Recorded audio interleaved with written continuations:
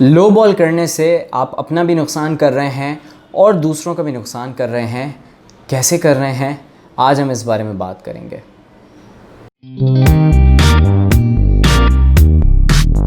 Hello अस्सलाम वालेकुम, मेरा नाम एजाज़ अहमद है और मैं BWC क्रिएटिव का फाउंडर हूं।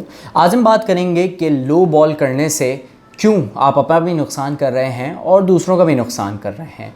सबसे पहले तो ये समझना ज़रूरी है कि लो बॉल करने का मतलब क्या होता है। लो बॉल करने का मतलब होता है सिंपली अपनी सर्विसेज सस्ते में बेचना, लेकिन सिर्फ सस्ते में नहीं बेचना, उनको इतने सस्ते में बेचना कि वो डिसीविंग हो, यानी आप बोलें कि यार पॉसिबल ही नहीं है। फॉर एग्ज़ाम्पल, अगर मैं आपको कहूँ कि मैं आपको 10 लाख रुपए में करोला दिला दूँ तो क्या आप मेरा यकीन करेंगे? नहीं ना। तो इसीलिए इसको कहते हैं लो बॉल करना। मैं बोलूँ मैं आपको 10 लाख रुपए में एक करोला दिला दूंगा, तो ये एक सॉर्ट ऑफ एग्जांपल हो सकता है लो बॉलिंग का। अब मैं ये बात कर रहा हूँ कि आपके काम में लो बॉलिंग कैसे नुकसान कर सकती है, और ख़ास तौर पे फ्रीलांसिंग की दुनिया में, क्योंकि पाकिस्तान जो है वो दुनिया के सबसे बड़ी फ्रीलांस कम्युनिटी को होस्ट करता है, तो ज़रूरी है कि हमें इन चीज़ों के बारे में पता होना चाहिए। सबसे पहला इसका जो रीज़न है वो ये है कि लैक ऑफ क्वालिटी। जब आप कोई चीज़ सस्ते में ऑफ़र करते हैं तो आप उसकी क्वालिटी पे कॉम्प्रोमाइज़ कर सकते हैं।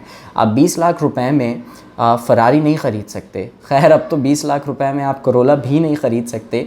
तो कहने का मकसद है कि लैक ऑफ क्वालिटी, जाहिर सी बात है कि जब आप पैसे कम करेंगे तो आप उस क्वालिटी को मेंटेन नहीं कर सकते, और बहुत दफ़ा लोग क्वालिटी के ऊपर कॉम्प्रोमाइज़ करते हैं और फिर आपको कम प्राइसेस के अंदर जो है वो अपनी सर्विसेज ऑफ़र करते हैं या अपना प्रोडक्ट जो है वो ऑफ़र करते हैं। तो ये एक बहुत बड़ा नुकसान है अगर आप क्वालिटी प्रोडक्ट चाह रहे हैं या क्वालिटी ऑफ सर्विसेज चाह रहे हैं। दूसरी चीज़ इसके अंदर जो इम्पॉर्टेंट है वो ये है कि इससे आपके क्लाइंट्स की या जो प्रोस्पेक्ट है उसकी गलत कंडीशनिंग होती है। वो ये कि जब वो ये देखता है कि यार अगर मुझे एक चीज़ जो है वो 100 रुपए की है और आप उसको कहते हैं कि यार ये चीज़ मैं आपको दे दूँगा 50 रुपए की, ठीक है, आप आधी कॉस्ट उसकी कट करके दे रहे हैं, तो उसको आदत हो जाएगी सस्ते में काम करवाने की, ठीक है। अब इसका मसला ये होता है कि क्लाइंट को ये बात समझ में नहीं आती। वो कहेगा कि यार मैं तो इस बंदे को भी ट्राई कर लिया, उस बंदे को भी ट्राई कर लिया, मेरा काम सही नहीं हो रहा, ठीक है।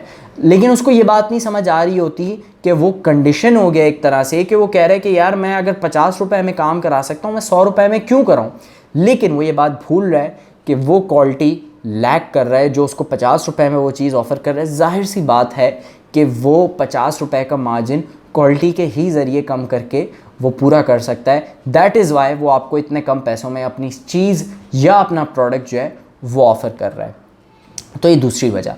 तीसरी वजह इसकी जो मेरे लिए सबसे इम्पॉर्टेंट ये है कि इससे एक पूरी कम्युनिटी का या एक पूरे काम का जो परसेप्शन है वो ख़राब होता है। अब इसके अंदर मैं फ्रीलांस की चूँकि बात कर रहा हूँ तो मैं उसके ऊपर ही फोकस रखूँगा, नॉट टू क्रिटिसाइज़ एनीवन। लेकिन अगर आप फ्रीलांस मार्केटिंग में मौजूद हैं या कम्युनिटी के अंदर, तो आपको पता है कि अगर आप एक चीज़ कहते हैं कि यार मैं $50 में आपके लिए कर दूँगा, कोई बोलेगा मैं $5 में कर दूँगा, यानी 40 भी नहीं, $30 भी नहीं, कोई कहेगा मैं $5 में भी कर दूँगा। ये ख़ास तौर पे पाकिस्तान, इंडिया, इंडोनेशिया, बांग्लादेश, इस तरह की कंट्रीज़ में हमारे ये एक बहुत कम्पेटिटिव और ये एक बहुत ही नेगेटिव सॉर्ट ऑफ कंपटीशन है जो कि जारी होता है। जो फ्रीलांस कम्युनिटी है वो मेरी बात को समझ रही होगी। इससे नुकसान क्या होता है कि US से या बाहर मुल्कों से जहाँ पे लोग काम लेकर आते हैं, जो कम्युनिटीज़ पे होते हैं, फाइवर पे, अपवर्क पे, freelance.com पे, उनमें ये परसेप्शन बिल्ड होता है कि ये कम्युनिटी जो है वो सस्ते में काम करके देती है। यानी इनको आपके पास बहुत कम अपॉर्चुनिटी होती है कि कल को अगर आप अपनी सर्विसेज अच्छी कर लेते हैं, बेहतर कर लेते हैं, और अगर आप कहते हैं कि जी मैं $50 का नहीं, मैं $100 का चार्ज करूँगा, जो कि मे बी एक US के अंदर बैठा हुआ बंदा चार्ज कर रहा है या किसी दूसरे मुल्क के अंदर, तो वो लोग आपको इतना सीरियस नहीं लेते और आपके लिए मुश्किलात पैदा होती हैं, क्योंकि वो कहते हैं ये तो $50 चार्ज करता था। ये ज़्यादातर लोग तो पाकिस्तान से या बांग्लादेश से, किसी भी एशियन कंट्री से जो है वो कम चार्ज करते हैं, तो ये $100 क्यों चार्ज कर रहा है और हम इससे काम क्यों करवाएं।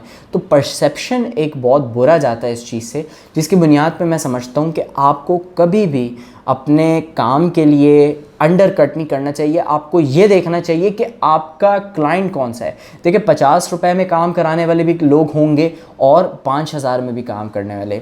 आपने ये नहीं करना कि आपने 5000 का काम 50 रुपए में करना है।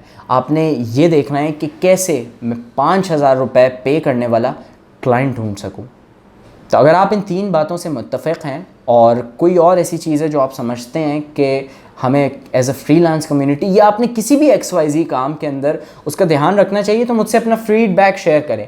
और अगर आपका कोई दोस्त है या किसी ऐसे शख्स को आप जानते हैं जो कि अंडर कट करता है या लो बॉल करता है कंपटीशन को, तो आप उससे ये वीडियो शेयर करके देखें, क्या पता वो अपना माइंड चेंज कर दे। और अपना फीडबैक ज़रूर दीजिएगा इस वीडियो के हवाले से। Thank you.